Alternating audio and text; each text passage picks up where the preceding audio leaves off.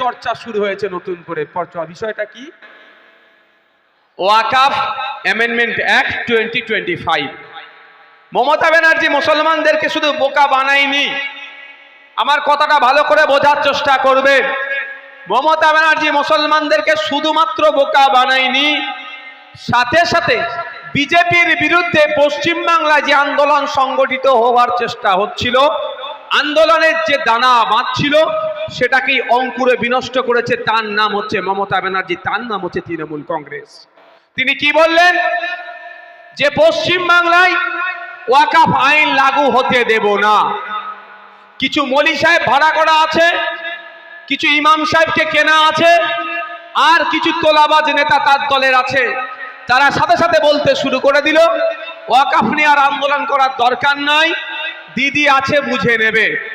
সহজ সরল ধর্মপ্রাণ মানুষেরা ওই মলি সাহেবদের কথায়, ওই ইমাম সাহেবদের কথায়, ওই কিছু দুর্নীতিগ্রস্ত নেতাদের কথাকে ভরসা করে ওয়াকফ আন্দোলনকে তারা বন্ধ করে দিল। ফলে কি আজকে কি দেখছি? মমতা ব্যানার্জি যে কথা বলেছিল বাস্তবের সাথে তার কোনো মিল দেখতে পাচ্ছি না। উল্টে যখন এসআইআর এর আবহ চলছে, মানুষ যখন আতঙ্কিত, মানুষকে আতঙ্কিত ওরাই করেছে তৃণমূল বিজেপি মিলে, সেই সময় তারা চুপি সারে ওয়াকফ আইনগুলোকে একটা একটা করে মেনে নেওয়ার চেষ্টা করছে, মেনে নিতে শুরু করে দিয়েছে। তাই বন্ধুগণ, আজকে বলুন, আপনি যদি আন্দোলনটা সেই সময় থেকে ঠিকভাবে চালাতেন, বিজেপি সরকার ভয় পেত, বিজেপি সরকারের উপরে চাপ আসতো, কেন্দ্রের বিজেপি সরকার ভয় পেয়ে আন্দোলনের চাপে, ঠিক যেভাবে কৃষকদের আন্দোলনের চাপে কৃষি বিল প্রত্যাহার করতে বাধ্য হয়েছিল, এই ওয়াকফকে বাঁচানোর জন্য ভারতবর্ষের ধর্মপ্রাণ মানুষেরা, শুধুমাত্র মুসলমান নয়, মুসলিম হিন্দু নির্বিশেষে ভিন্ন জাতের মানুষ ঐক্যবদ্ধ হয়ে ওয়াকফ আইনকে প্রত্যাহারের জন্য এমন আন্দোলন সংগঠিত হতো পশ্চিম বাংলাতে, যে পশ্চিম বাংলার আন্দোলনের ঝাঁজ সেটা আপনার মহারাষ্ট্রে পড়তো, পশ্চিম বাংলার আন্দোলনের ঝাঁজ বিহারে পড়তো, পশ্চিম বাংলার আন্দোলনের প্রভাব গুজরাটে পড়তো, পশ্চিম বাংলার আন্দোলনের প্রভাব দিল্লিতে পড়তো, পশ্চিম বাংলার আন্দোলনের প্রভাব সারা রাজ্যে, সারা দেশে ছড়িয়ে পড়তো। বিজেপি সরকার চাপে পড়ে বাধ্য হতো এই আইনকে প্রত্যাহার করতে, ঠিক যেভাবে ওয়াকফ, যেভাবে আপনার ফার্মার্স বিলকে প্রত্যাহার করেছে চাপে পড়ে, এটাকেও বাধ্য হতো চাপে পড়ে প্রত্যাহার করতে। কিন্তু তার পরিবর্তে আমরা কি দেখলাম?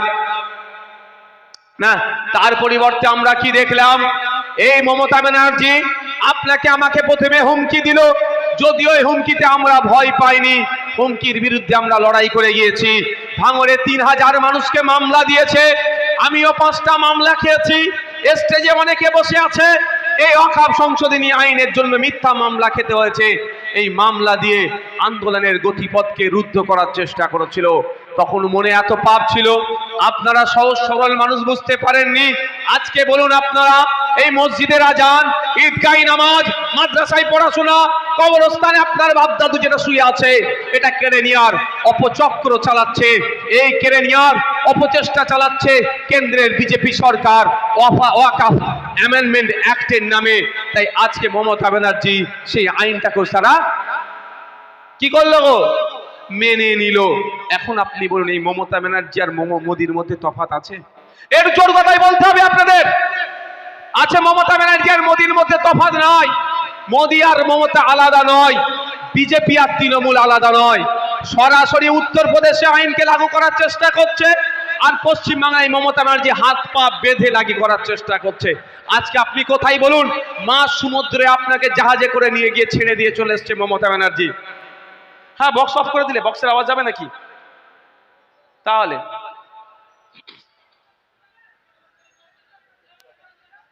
ওই টোটো করে মহিলাটাকে তুলে নাও টোটোতে। কি বলছি বুঝতে পেরেছেন? আপনি যখন এ কথা বলবেন, আপনাদেরকে একটা যুক্তি দেবে। কি যুক্তি? এটা যুক্তরাষ্ট্রীয় পরিকাঠামো, সেন্ট্রালের আইনকে নাকি ভায়োলেট করা যায় না। যদি এই যুক্তিটাই তারা আজকে দেয়, সর্বপ্রথম তাদেরকে প্রশ্ন করুন, তাহলে সেই দিনকে কেন মমতা ব্যানার্জি একটা ধর্মীয় অনুষ্ঠানে গিয়ে কথা বলেছিল যে পশ্চিম বাংলার মুসলমানরা ভয় পাওয়ার দরকার নাই, আমি এই পশ্চিম বাংলার আইনকে লাগু হতে দেব না। বলবোটা বলছি, তাহলে কেন বলেছিল? এই প্রশ্নটা করুন। দ্বিতীয় প্রশ্ন করুন, সত্যিকারের অর্থে যদি আপনি ওয়াকফ সংশোধনী আইনের বিরোধিতা করেন, তাহলে আপনি সুপ্রিম কোর্টে গিয়ে মামলা করছেন না কেন? এর জবাবটা আমরা অনেক আগে চেয়েছি। সত্যিকারের অর্থে যদি মমতা ব্যানার্জি পশ্চিম বাংলায় ওয়াকফ আইনকে লাগু হতে দেব না এটা বলে, তাহলে প্রশ্ন করুন কেন পশ্চিম বাংলার বিধানসভা থেকে রেজুলেশন আপনি পাশ করালেন না? সাথে সাথে এটাই বলুন যে যুক্তরাষ্ট্রীয় পরিকাঠামোর সংজ্ঞা অন্তত ভাঙড়ের বিধায়ককে শিখাতে হবে না। তাদের বলে দেবেন যুক্তরাষ্ট্রীয় পরিকাঠামোর সংজ্ঞা ওই নটোরিয়াস ক্রিমিনালকে পড়াতে বলবেন, আমাকে নতুন করে পড়াতে লাগবে না, অলরেডি আমি পড়ে নিয়েছি। আপনাদের উদাহরণের জন্য বলছি, আপনাদের জ্ঞাতার্থের জন্য বলে দিই, ইউনিয়ন অফ স্টেট আমাদের এক একটা ইউনিয়ন হিসাবে একটা নিজস্ব কিছু আইন লাগু হয়। আপনাদের তাও জানিয়ে রাখি, জমির বিষয়টা এটা যৌথ লিস্টে নয়, এটা আপনার স্টেটের ম্যাটার, স্টেট লিস্টে রান করে। ওয়াকফের সম্পত্তিটা স্টেট লিস্টে জমির বিষয়, যেহেতু এখানেও রাজ্য সরকার আমাদের সাথে দ্বিচারিতা করলো, রাজ্য সরকার এটা নিয়ে কথা বললো না। তারপরেও বলছি, যারা যুক্তরাষ্ট্রীয় পরিকাঠামোর কথা তুলে তাদের এই দুর্নীতিকে, তাদের এই বিজেপির সাথে হাত মিলানোটাকে কিছুটা হলো ধামাচাপা দিতে চাইছে, আপনাদের জানিয়ে রাখি, তামিলনাড়ু সরকারের খোঁজ নিন। গুগল আছে, এক্ষুনি আপনারা গুগলে টাইপ করতে পারেন, বা যার যেটা সার্চ ইঞ্জিন আছে মোবাইলে সার্চ করে দেখুন। তামিলনাড়ু সরকার অলরেডি বলে দিয়েছে এটা সাব জুডিস ম্যাটার, সুপ্রিম কোর্টে যতদিন মামলা চলবে তামিলনাড়ুতে ওয়াকফের নতুন সংশোধনী ইমপ্লিমেন্ট হতে দেব না। তাহলে পশ্চিম বাংলার সরকার কেন কথা বলতে পারলো না যে তামিলনাড়ুতে মাত্র 5% মুসলমান আছে, সে মুসলমানের কথা ভাবেনি, সংবিধানকে বাঁচানোর কথা ভেবে তামিলনাড়ু সরকার সংবিধানকে সম্মান জানানোর জন্য তার তামিলনাড়ুতে ওয়াকফ সংশোধনী আইন যতদিন সুপ্রিম কোর্টে মামলা চলবে এখানে আমি ইমপ্লিমেন্ট হতে দেব না যদি বলতে পারে, তাহলে পশ্চিম বাংলার অফিসিয়াল 27% মুসলমান থাকার পরেও, এখানে এত এমএলএ থাকার পরেও, মুসলমানদের একটা হেভি অংশের ভোট তৃণমূলকে দেওয়ার পরেও অপদর্থ রাজ্য সরকার কেন জোর গলায় এটা বলতে পারছে না যতদিন সুপ্রিম কোর্টে মামলা চলবে আমার পশ্চিম বাংলায় এই আইনকে আমি লাগু হতে দেব না? বলেছে। আপনাদের ভাবতে হবে, তামিলনাড়ুতে 5% মুসলমান গো, কত? ওরা কিন্তু ভোট ব্যাংক হয়ে নাই, ওই জন্য তামিলনাড়ু সরকার, ওরা ভোটার হয়ে আছে, ভোট ব্যাংক হিসাবে নয়, ওরা মানুষ হয়ে আছে, শুধু ভোটার হিসাবে নয়। সেই জন্য ওদের সরকার ওই 5%-এর জন্য অত লড়াই শুধু করছে না, সংবিধানকে বাঁচানোর লড়াই করছে, আর বিজেপির বিরুদ্ধে সত্যিকারের লড়াই করে তার প্রমাণ দেখিয়ে দিচ্ছে তামিলনাড়ু সরকার। আর আমাদের রাজ্য সরকার মোদির জন্মদিনে ফুল মিষ্টি পাঠাচ্ছে, চাদর পাঠাচ্ছে, আরএসএস এর চিফ মোহন ভাগবত জিকে আপনার ভালো আম দিয়ে পাঠাচ্ছে। আর অমিত শাহ এইগুলো কেড়ে নেওয়ার চক্রান্ত করছে, সেই অমিত শাহ সৌরভ গাঙ্গুলির বাড়িতে আসবে, কি খাবে তার মেনু ঠিক করে দিচ্ছে এই মমতা ব্যানার্জি।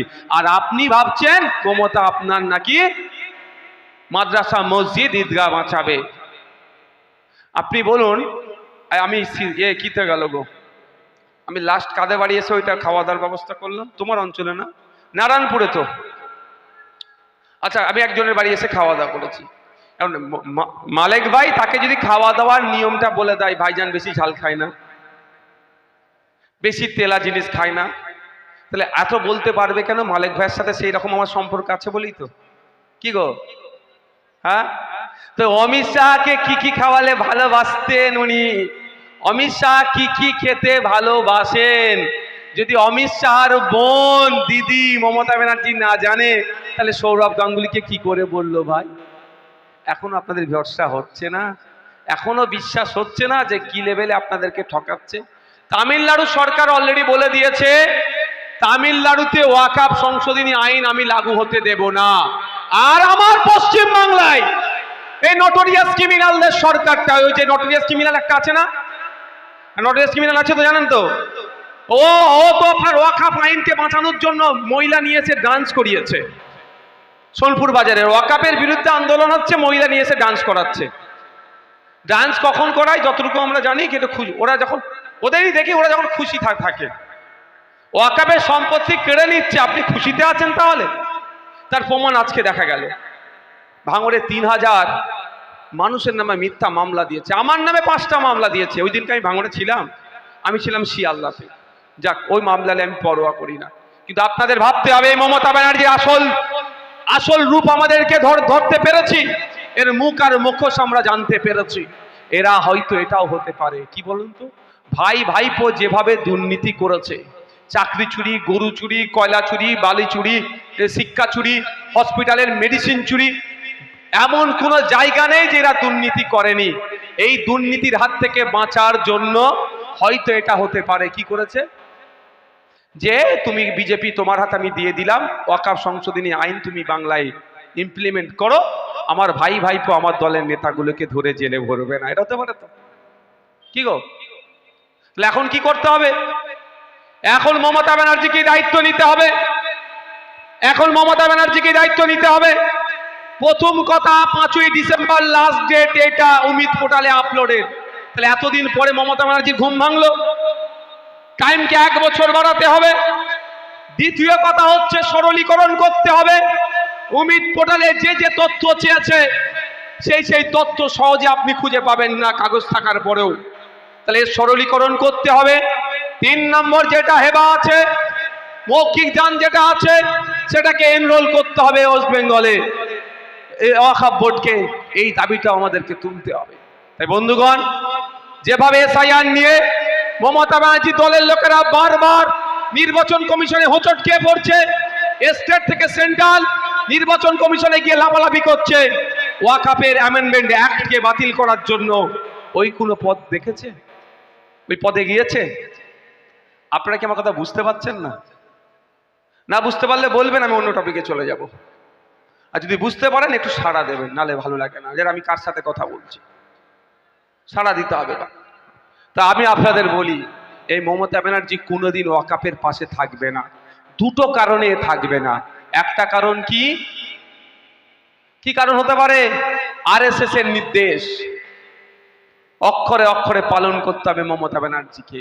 আর দ্বিতীয়, মমতা ব্যানার্জির ক্যাবিনেটের মন্ত্রী, মমতা ব্যানার্জি যেখানে বসে তার পাশে যে মন্ত্রীটা বসে থাকে, আশপাশের মন্ত্রীরা ওয়াকফ চুরি করে রেখে দিয়েছে। ক্যামেরা হচ্ছে তো নাকি? এখানে ক্যালকাটা পুলিশের লোকজন আছে, এসবির লোকজন আছে, আইবির লোকজন আছে, তারাও নোট করছে আমার বক্তব্য আমি কি বলছি। হ্যাঁ, তাদের উদ্দেশ্যে বলছি, মিডিয়ার উদ্দেশ্যে বলছি, মমতা ব্যানার্জি ওয়াকফ সম্পত্তি বাঁচানোর লড়াইয়ে যাবে না। কারণ ওয়াকফ সম্পত্তি বাঁচানোর যদি সত্যিকারের অর্থে লড়াইয়ে যেত, তাহলে মমতা ব্যানার্জি আগে বলতো কাকে? একটা কে আছে গো, একটা ডক্টর আছে না, ওই হেকিম নাকি বলে গো, বুঝতে পারছো কার নাম বলছি? হ্যাঁ, আরে বাবা, একটু মেডিকেলের ভাষায় কি বলে? ডক্টর বলে, আর উল্টো কি বলে তাদেরকে? বুঝতে পারছো না? মমতা ব্যানার্জির ঘনিষ্ঠ ক্যাবিনেটের মিনিস্টার, সে ওয়াকফ সম্পত্তি দখল করে রেখেছে। আমি এটা বিধানসভার মধ্যে বলেছিলাম যে আপনারা ওয়াকফ সম্পত্তি বাঁচানোর গল্প বন্ধ করুন। ক্যাবিনেটের মিনিস্টার, পশ্চিমবঙ্গ বিধানসভার এমএলএ, সেও ওয়াকফ সম্পত্তি দখল করে রেখে দিয়েছে। অনেক এমপি আছে তৃণমূলের, ওয়াকফ সম্পত্তি দখল করেছে। অনেক কাউন্সিলর আছে, অনেক প্রধান আছে, অনেক উপপ্রধান আছে, অনেক পঞ্চায়েতের সদস্য আছে তৃণমূলের অনেক নেতারা আছে, ওয়াকফ সম্পত্তি দখল করেছে। ওই জন্যই মমতা ব্যানার্জি ওয়াকফ বাঁচানোর লড়াই নামবে না। কারণ যদি ওয়াকফ বাঁচানোর লড়াই নামে, তাহলে ঘর থেকে তাকে শুরু করতে হবে। ভাই, তোমার যে নেতাগুলো দখল করেছে বার করো। আর সর্বোপরি কি বলছি আপনাকে জানেন, মমতা ব্যানার্জি ওয়াকফ সম্পত্তি বাঁচানোর লড়াইয়ে নামবে না। কারণ আপনারা জানেন, বিখ্যাত এখন চর্চিত একটা জায়গার নাম হয়েছে, জায়গাটার নাম কি স্ট্রিট গো? ক্যামাক স্ট্রিট। কলকাতায় একটা জায়গার নাম হচ্ছে ক্যামাক স্ট্রিট।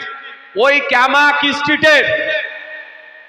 ক্যামাক স্ট্রিটের তৃণমূলের যে পার্টি অফিসটা আছে, ওই পার্টি অফিসটাও ওয়াকফ সম্পত্তির ওপরে আছে।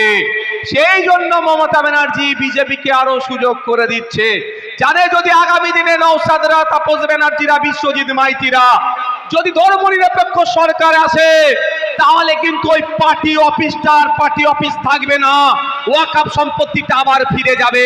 সেই জন্য আগে থেকেই বাবা বিজেপি তুমি আইনের মাধ্যমে দখল করে নাও, সে সুযোগ করে দিচ্ছে। আমি এত বড় কথা বলে গেলাম, ক্যামাক স্ট্রিটের যে পার্টি অফিসটা আছে, ওই পার্টি অফিসটা হচ্ছে ওয়াকফ সম্পত্তির ওপরে আছে, তাও ইস্পাহানিদের সম্পত্তি, এটাও আমি বলে গেলাম। ইসি নাম্বার পর্যন্ত আমার কাছে আছে, মুখস্থ নাই ভাই, নালে ওটাও বলে দিতে পারতাম। ভাবতে পারছেন, বুঝতে পারছেন কি বলছি? সেই মমতা ব্যানার্জি নাকি আপনার সম্পত্তি বাঁচাবে। লুটতে যারা ব্যস্ত, যারা তোলাবাজিতে ব্যস্ত, যারা যারা আপনার নামে যে টাকা বরাদ্দ হয়েছে সেটা কেড়ে নিতে ব্যস্ত, দেউচা পাঁচামিরে আদিবাসীদের জমি কেড়ে নিতে ব্যস্ত, জঙ্গলের জমি কেড়ে নিতে ব্যস্ত, জল জমি জঙ্গল স্বাভাবিক অধিকার আদিবাসীদের, সেটা কেড়ে নিতে যারা তৎপর, তারা নাকি আপনার সম্পত্তি বাঁচাবে। এরাও টকে টকে আছে আপনার সম্পত্তিটা কিভাবে দখল করা যাবে। তাই আপনার সম্পত্তি মানে আপনাকেই বাঁচাতে হবে, আদিবাসী সম্পত্তি আদিবাসীকেই বাঁচাতে হবে, জঙ্গলের অধিকার আদিবাসীকেই বাঁচাতে হবে।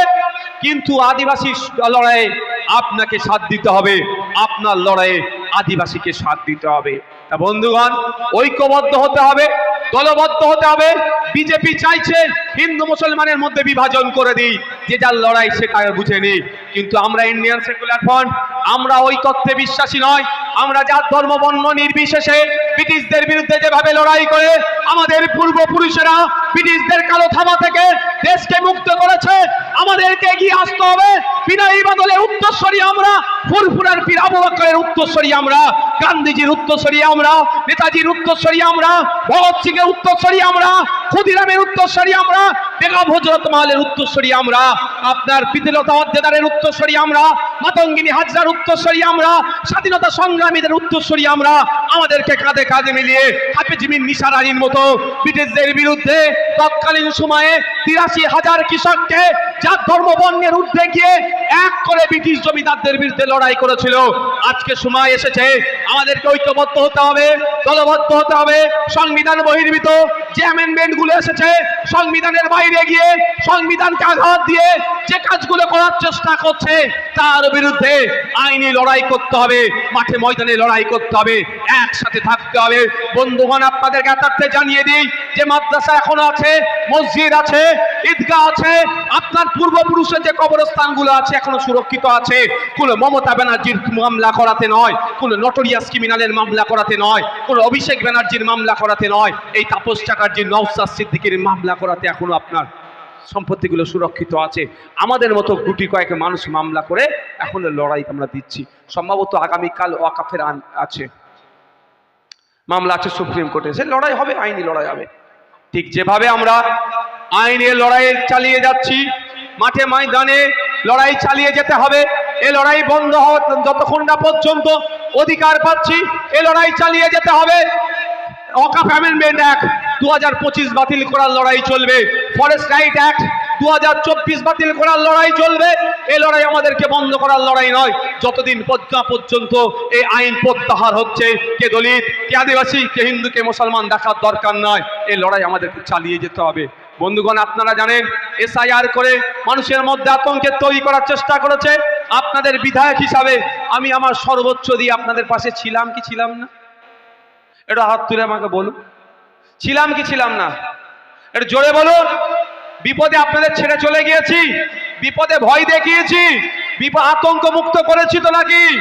আমি বলে গিয়েছিলাম প্রয়োজনে রাত জেগে ফর্ম ফিল আপ করবো, তারও ব্যবস্থা আমাদের নেতৃত্বের মাধ্যমে আমরা করে দিয়েছি। শুনে রাখুন, জেনে রাখুন আপনারা। সব কথা আমি পরে সবসময় আগে বলে দিই না। আমি বলেছি আপনাদের যে প্রয়োজনে আপনাদের জন্য আইনি লড়াই করব, মাঠে ময়দানে নেমে গণতান্ত্রিক প্রক্রিয়ায় লড়াই করব, এ কথা বলেছি। আপনি খোঁজ নিয়ে দেখুন, সুপ্রিম কোর্টের ওয়েবসাইট খুলুন, এসআইআর কে নিয়ে আপনাদের হয়ে এই তাপস চ্যাটার্জি, নওশাদ সিদ্দিকী খাম চিহ্ন সুপ্রিম কোর্টে অলরেডি মামলা করে দিয়েছে। নটোরিয়াস ক্রিমিনাল কি করেছে? নটোরিয়াস ক্রিমিনালটা কি করেছে জিজ্ঞাসা করতে হবে গণতান্ত্রিক প্রক্রিয়াতে। আর এই নটোরিয়াস ক্রিমিনালকে যারা ভোট লুট করে জিতিয়েছে আপনাদের এমপি, তিনি কদিন আগে একটা বক্তব্য শুনছিলাম, এই করলে সেই করলে মমতা ব্যানার্জি বাঁচাবে, নওশাদ কি বাঁচাতে পারবে? আমার ভাই, বাঁচাবার ক্ষমতা সৃষ্টিকর্তার হাতে, আমার হাতে নাই। আমি বাঁচাবার ক্ষমতা আমার হাতে নাই, সৃষ্টিকর্তার হাতে। এটা আমার ইমান, আমার বিশ্বাস, আমার ইয়াকিন। কিন্তু কিভাবে গেলে বাঁচতে হবে তার রাস্তাটা আমি জানি। তো ওই যিনি এমপি ভদ্র মহিলা এসে বড় বড় ডায়লগ দিয়ে গিয়েছিল, এসআইআর এ যখন আপনারা আতঙ্কিত, ভাঙড়ের মানুষ যখন আতঙ্কিত, একদিনের জন্য এসে অন্তত বলেছে এসআইআর নিয়ে ভয় পাবেন না, আমি মামলা করছি, বলেছে। তাহলে দ্বিচারিতা কে করছে বুঝতে পারছেন? আমি আপনাদের বলে যাই, আমার ফাইল নাম্বার পর্যন্ত, ডায়েরি নাম্বার পর্যন্ত সুপ্রিম কোর্টে হয়ে গেছে। আমি সুপ্রিম কোর্টে আমি মানে ইন্ডিয়ান সেকুলার ফ্রন্ট, আমি মানে কে? মালিক বাবু, আমি মানে তাপস দা, আমি মানে একাজুল, আমি মানে কারা? আমরা, আমাদের পার্টির যে একটা সামান্য মেম্বার সেও, আর পার্টির চেয়ারম্যান, আমি মানে আমরা। কোথায় গিয়েছি জোরে বলে? সুপ্রিম কোর্টে এসআইআর নিয়ে অলরেডি মামলা ঠুকে দিয়েছি, আমি মামলা ঠুকে দিয়েছি। এবার কেউ বলতে পারে